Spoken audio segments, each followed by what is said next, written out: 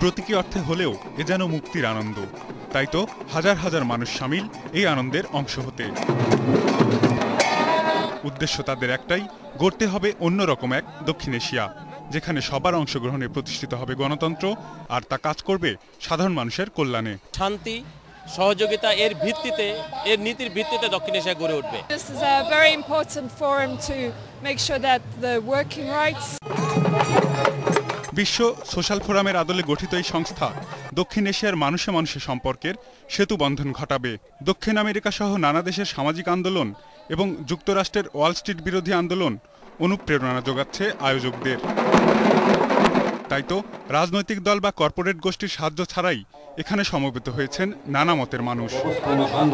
জনগণের সাথে জনগণের সম্পর্ক, সরকারি সম্পর্ক, কূটনৈতিক সম্পর্ক, এগুলোর বাইরে গিয়ে একটি বিকল্প ফোরাম আমরা তৈরি করেছি। The forces of capitalism, the forces of anti-people globalization, they're very powerful. But still, in spite of that, we managed to come together. Now look at this.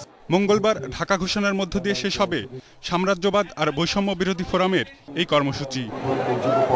S M Mohiuddin, ATN Bangla, Dhaka.